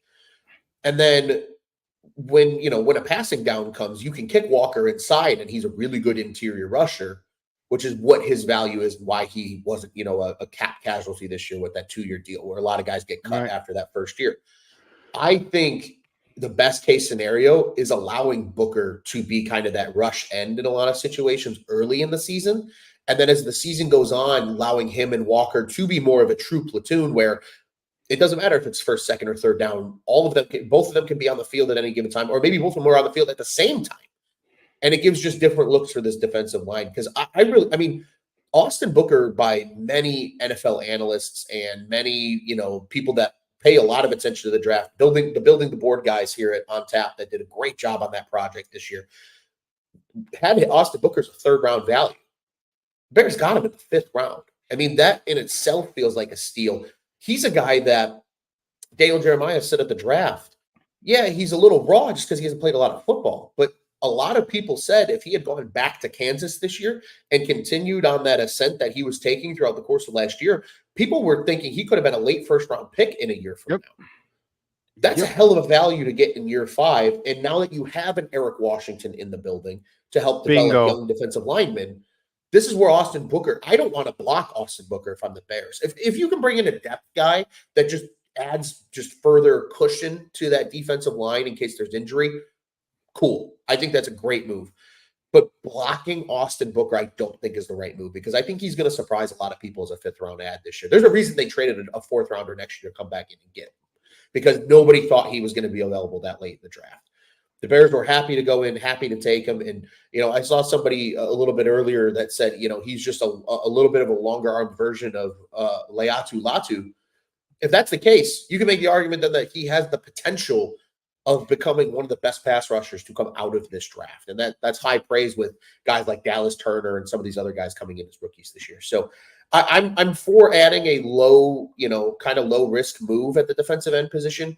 I don't think it's going to be as big of a concern where they need to go out and pay a guy $10 million for one season to be opposite of Montez Sweat now, because when they originally got Yannick, it was with the intention of, you are the premier pass rusher on this defensive line. That's why they paid him $10 million.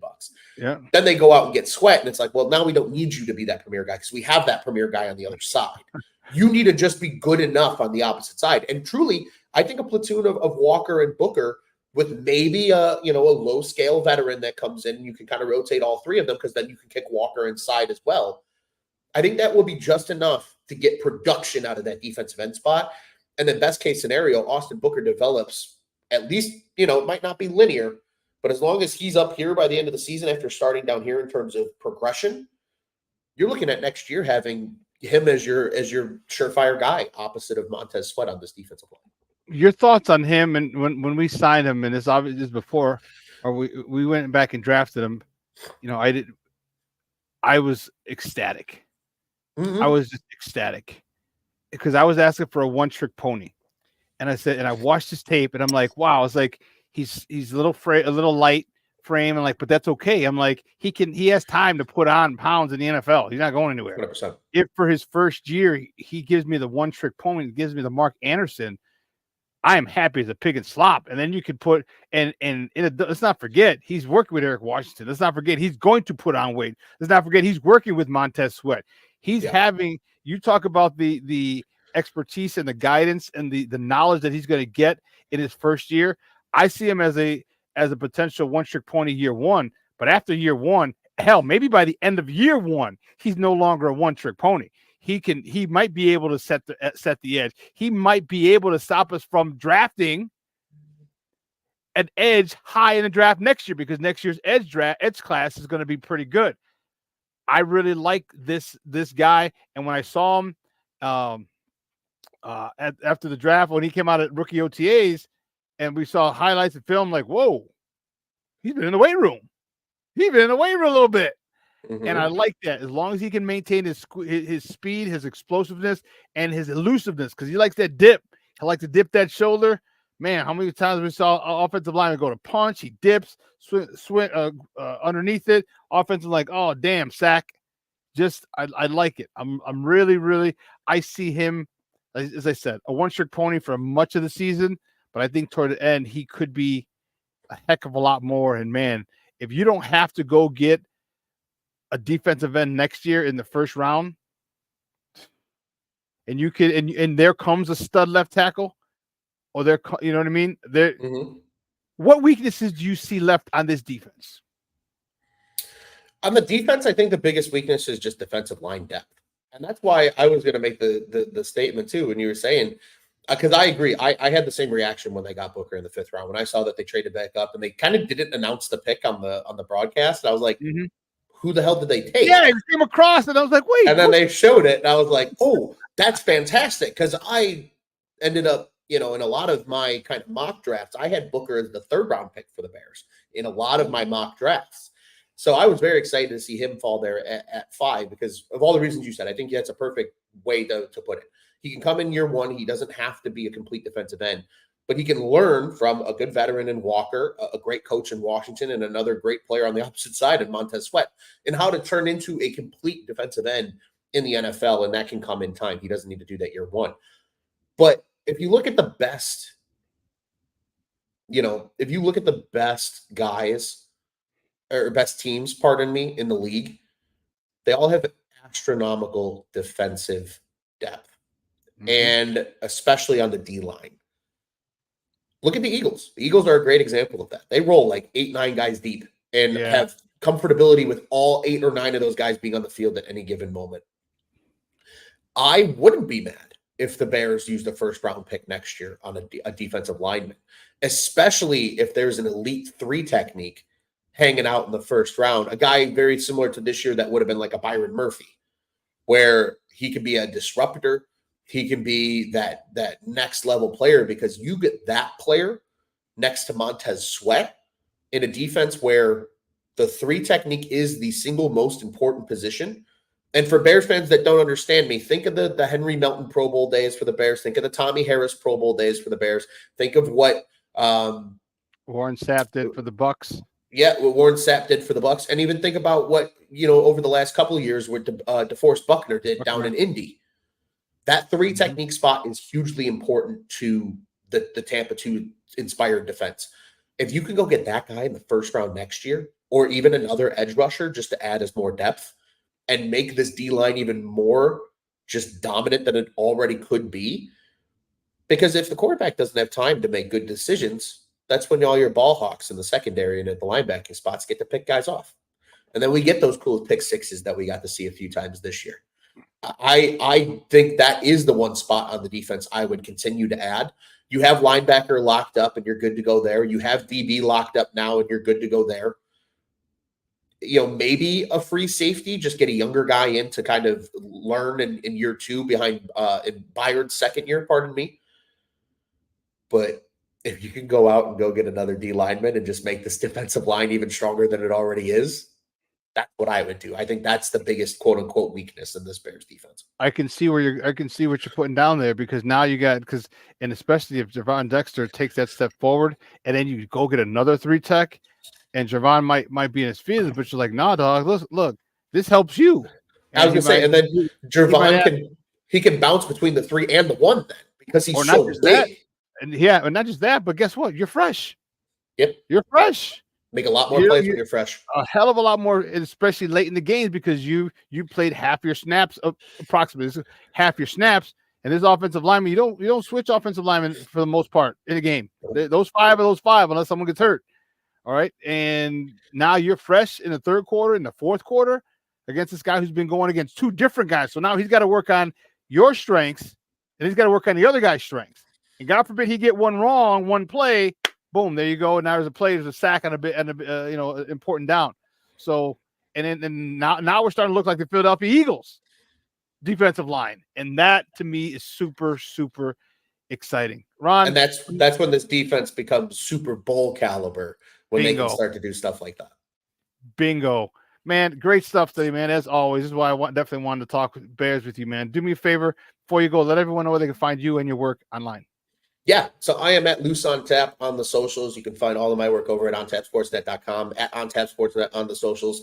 I'm over on Bears on Tap. You can find me on the Four Feathers podcast if you're a big Blackhawks fan. If you like the Chicago Cubs, I'm sorry, White Sox fans, I can't help you there. But you can find me at Cubs on Tap. But the Sox on Tap guys do a great job covering the Southsiders. And even though they claim that my alter ego is Southside Ron, I don't know who that is. He comes out once in a while. But I have no recollection of it because he comes and then he goes and everybody's like, did you understand what just happened? And I'm like, no, I didn't see what happened because he took over my brain. I don't know who that is.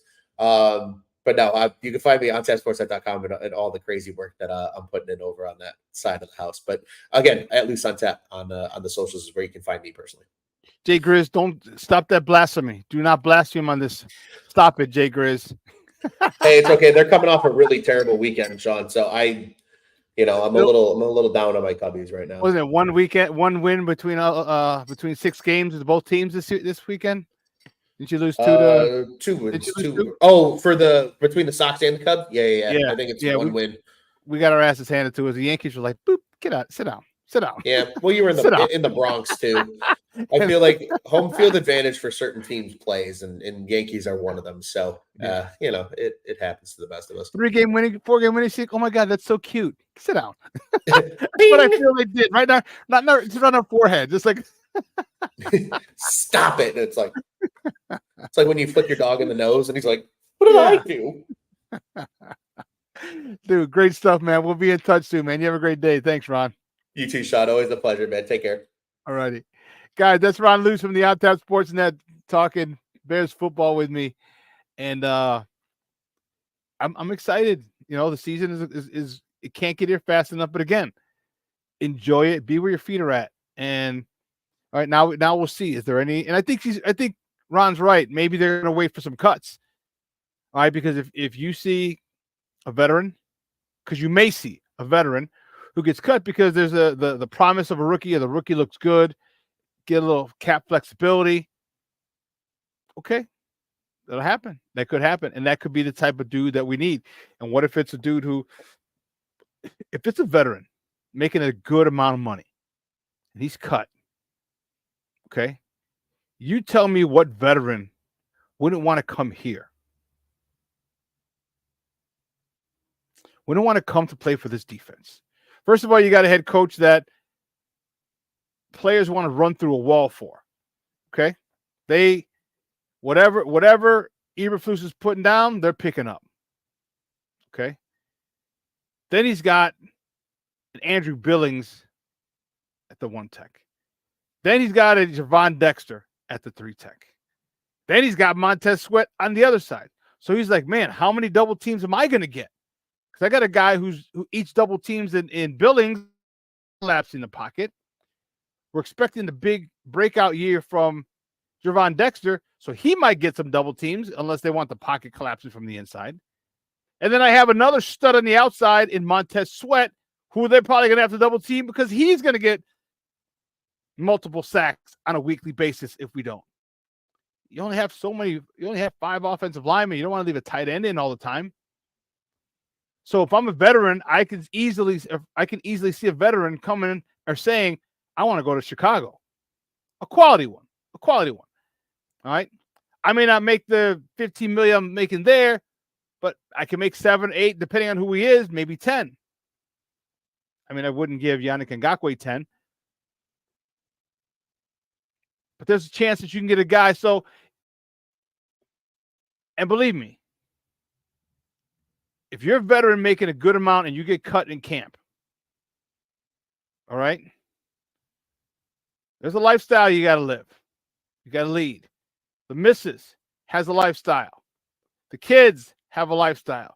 So you might not make 15 mil, but if they offer you 7 or 8, 6, 7 or 8, with a chance to reach the playoffs and be a playoff team, that could, and be a part of a defense that's really, really, really on the rise, man.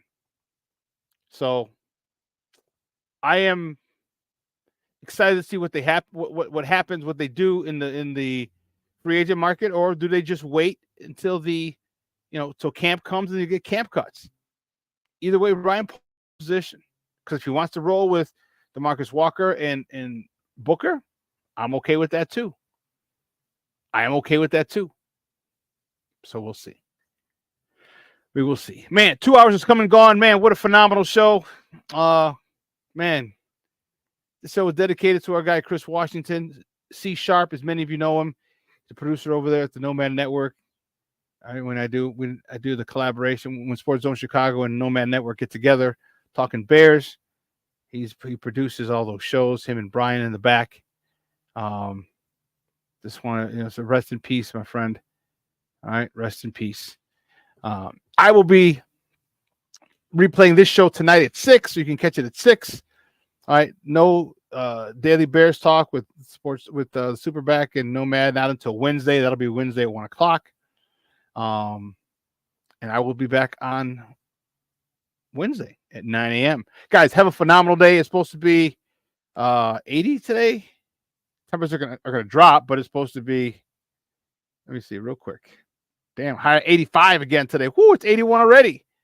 So high out here in Chicago, in the burbs. In Chicago, it's going to be a little cooler. Yeah, man, 76 by the lake. Woo, Charlie. Man, that's almost a 10-degree difference. No. It's going to be 84. It just gets cooler later. Okay. But enjoy the beautiful day here in Chicago. I'm telling you, man, have a great week, everybody. House Music Monday. My man, Luis Mejia. Yes, sir. Thank you very much. Levette Lee, Till Hump Day Ma. Thank you very much. Mashawn. Thank you, sir. I appreciate it. Godspeed, Chris. Definitely. Be smooth. No, we appreciate the work you do, man. Appreciate it. Jay Grizz in the house. Except for your Cubs nonsense. Thank you. Oh, man, I'm just messing with you. You know I am. But I will see you guys on Wednesday. Man, have a great day. Reach out to the people that you love, man. As we get older, slowly but surely, every year there seems to be one less person in our lives that was there the previous year. So let's do that. All right. So thank you from everyone here at Sports Zone Chicago. Elliot Baez, our executive producer, Clarence Council, a social media guy, Maya Kai, my co-host in absentia, and me, your boy, the SuperBack, Shawn Sierra. Guys, have a phenomenal day. I got to go pick up the warden, and I am going to take a nap. Just restart the week. I need a mulligan. I need a mulligan. All right, guys. Take care, folks. I will see you on Wednesday. Your boy, the SuperBack. I am out.